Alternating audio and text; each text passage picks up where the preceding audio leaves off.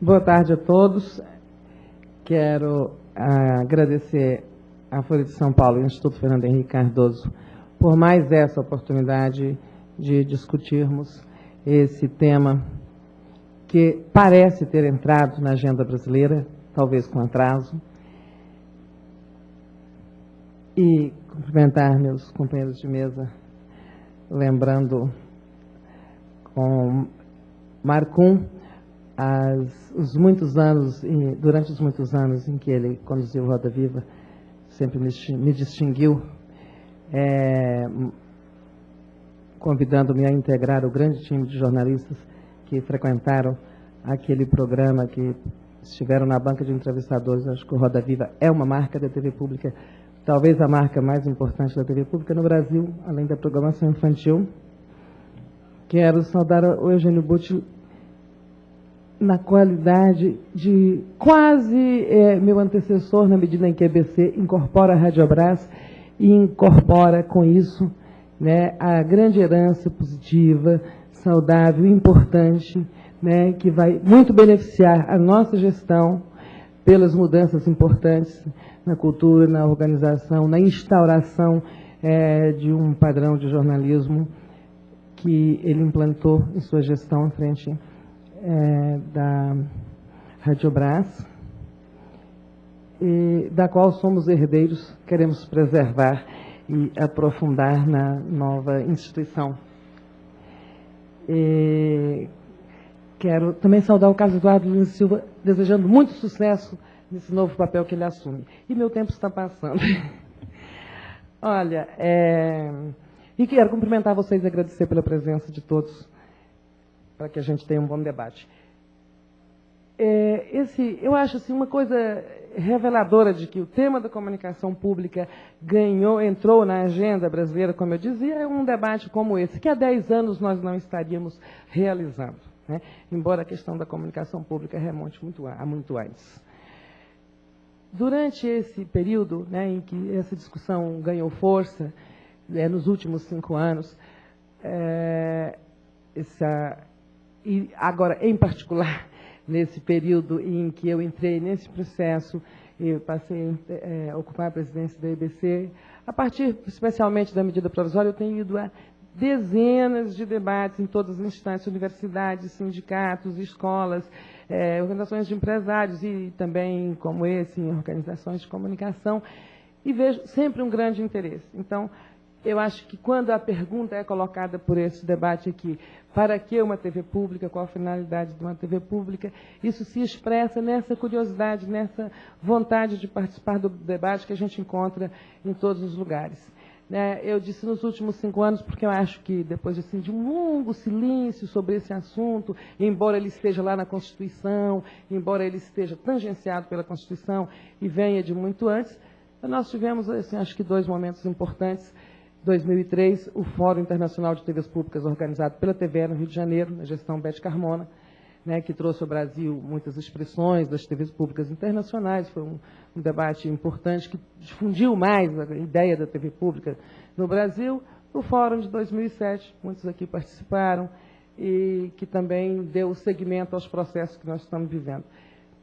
Nesse período, e sempre que se coloca a pergunta, né, para que eu tenho uma TV pública, né, essa questão suscitou as mais diversas especulações, as mais diversas e profundas desconfianças, né?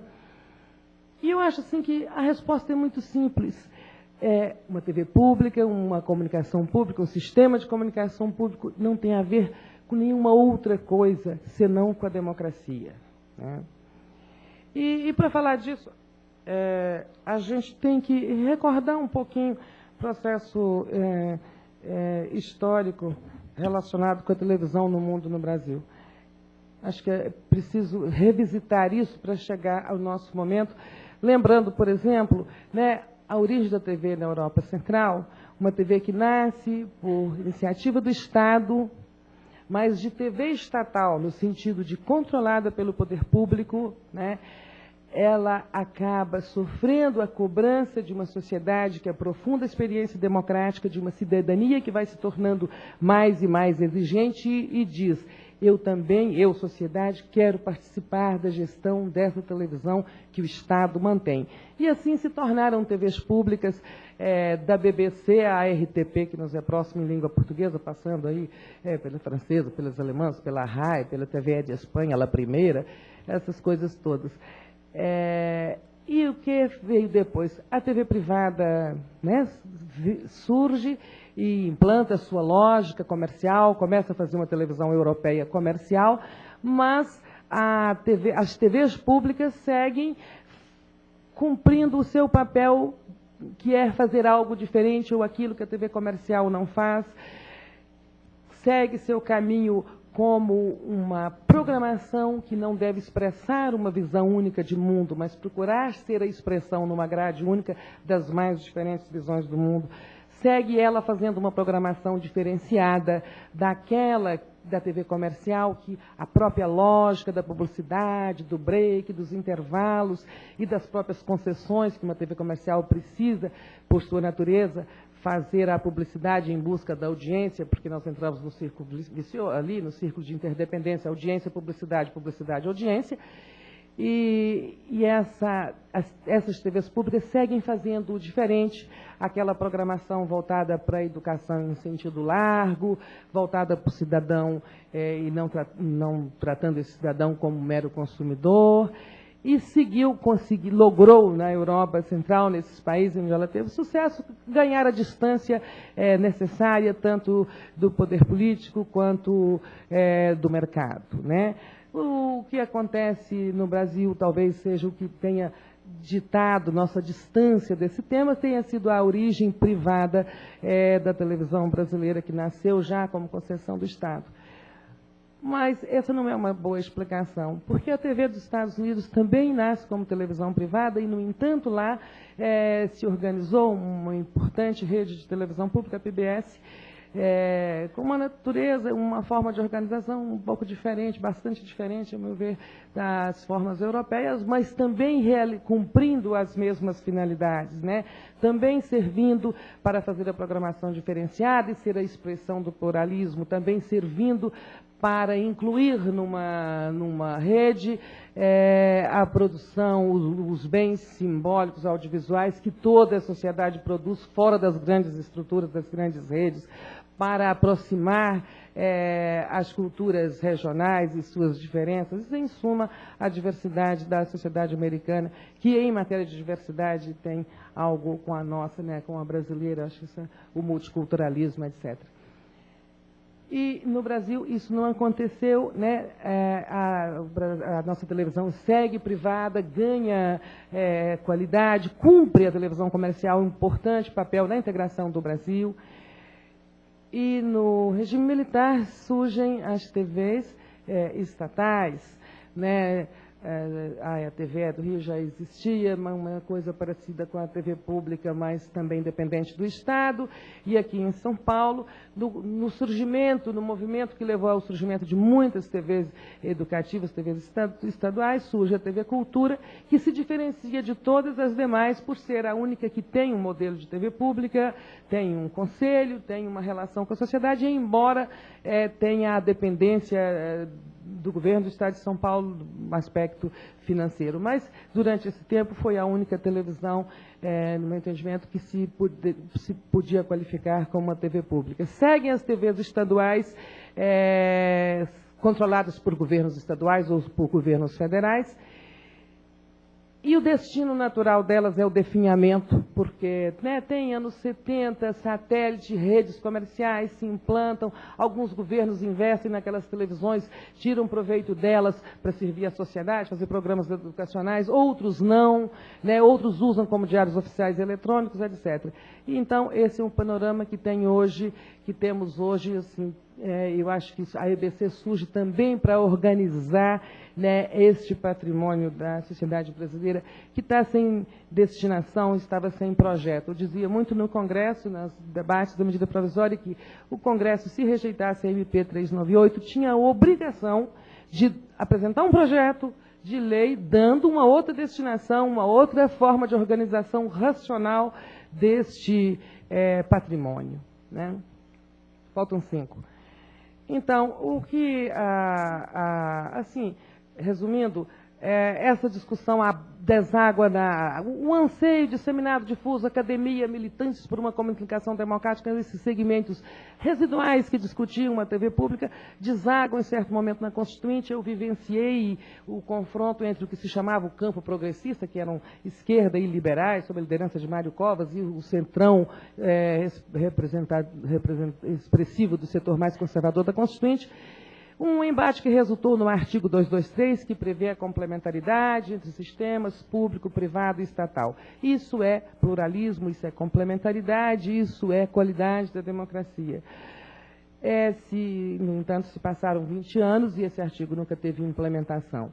O que a MP 398 fez, né, e acolhendo ali a Carta de Brasília, resultado do Fórum das TVs Públicas e muitas outras manifestações que vinham se acumulando em setores específicos da sociedade brasileira, porém muito próximos ou especializados na questão, o que a MP faz, acolhendo, né, assim, o que vem também da sociedade, não foi uma iniciativa unilateral de governo, propor uma racionalização, um uso mais racional, a unificação desses canais da União, né, que são as 4 emissoras de televisão, incluindo aí o canal de São Paulo, 8 emissoras de rádio que estavam dispersos por aí, sob uma mesma gestão, criando a gestão pública através do Conselho Curador, a experiência inaugural de um conselho para uma estrutura maior, né, que é a TV Cultura, por exemplo, é um complexo bem maior, tem lá a agência de notícias, que na gestão de Eugênio Butti da Radiobras se tornou uma produtora de jornalismo com credibilidade dentro de uma unidade estatal. As 4 emissoras de televisão que hoje compõem a TV Brasil como TV pública, as 8 emissoras de rádio compõem um sistema público de rádio que ainda precisa ser estruturado para que sirva melhor à sociedade, é preciso organizar aquilo. O que a EBC, a finalidade da EBC é exatamente dar uma gestão pública a esses canais que estavam sob a órbita exclusiva do Estado, né, inaugurando essa experiência, mas também se articulando com essas televisões que estão, que eu mencionei, né. Tem trabalhado muito nisso aqui o Mário Borghinetti, diretor de rede da TV da EBC, porque precisamos construir alguma coisa, uma federação, que chamamos de uma rede pública de televisão, mas que no modelo da PBS, por exemplo, é uma espécie de federação de TVs independentes que sirvam a esse propósito, né, expressar a diversidade brasileira e levar ao maior número possível de brasileiros essa programação diferenciada, essa que tem um compromisso com a pluralidade, com o exercício do direito à informação e a expressão das diferenças e da pluralidade da sociedade brasileira. Acabou? Ainda tem 2 minutos. Então, esse é o que temos feito, né? Assim, a lei foi aprovada recentemente, já conseguimos fazer coisas que pareciam muito difíceis, como, por exemplo, unificar a programação de TV do Rio de Janeiro com o Radiobras, incluindo aí uma televisão do Maranhão. Temos avançado na construção dessa rede, estamos próximos de um momento muito importante em que firmaremos os primeiros protocolos com as outras TVs públicas, chamamos públicas, é verdade que não são todas públicas, algumas se aproximam mais, outras menos, né, mas estão nesse campo das não comerciais. O desejável, como disse Jorge Cunha Lima num artigo, é que a Lei 11.652, a que cria a EBC, ela estabelece alguns parâmetros importantes, né, como gestão pública, participação da sociedade, prestação de contas por ouvidorias, articulação com a produção independente, estabelecimento, compartilhamento entre o regional e o independente, a produção própria. Ela estabelece alguns parâmetros que podem nortear a migração de todas essas televisões dos estados, além, temos também as universitárias, as comunitárias. A PBS nos Estados Unidos, por exemplo, tem 354 emissoras independentes, algumas de natureza local, articuladas nessa rede. Então, o desejável é que a gente consiga construir, né, a unificação dessas emissoras todas, desses canais, públicos, chamando assim, embora essa não seja uma definição precisa para todas as TVs que estão neste campo aí, o estatal, o público, mas é o não comercial, né? O desejável, inclusive, é que esta lei seja um referencial para essa migração. E, nesse sentido, temos, assim, por exemplo, 3 televisões estaduais hoje estão com projetos de lei nas suas assembleias legislativas, propondo a transformação de TVs governamentais, estatais, em TVs públicas, né? Eu acho que é muito importante, porque isso é preciso que haja uma abdicação, né? Quando o governo fala, entrego à gestão pública um canal que é meu e que eu posso controlar como eu quiser, ele está abdicando. Sim. E é preciso que a sociedade aproveite essa oportunidade, incorpore, assuma essa ideia e fala, essa é uma conquista nossa. Esses canais são públicos e vamos vigiar para que assim eles sejam, para que eles não sejam subservientes a governos, para que eles não cedam às pressões de mercado, não precisem da publicidade. Claro que para isso é preciso encontrar formas de financiamento que reduzam cada vez mais a dependência dos governos, né? É desejável a maior autonomia possível para que ela resulte também na autonomia de gestão, na autonomia editorial e para a gestão de conteúdos. É importantíssimo aprofundar a experiência do controle dos conselhos curadores sobre a gestão de conteúdo, sobre a programação, né?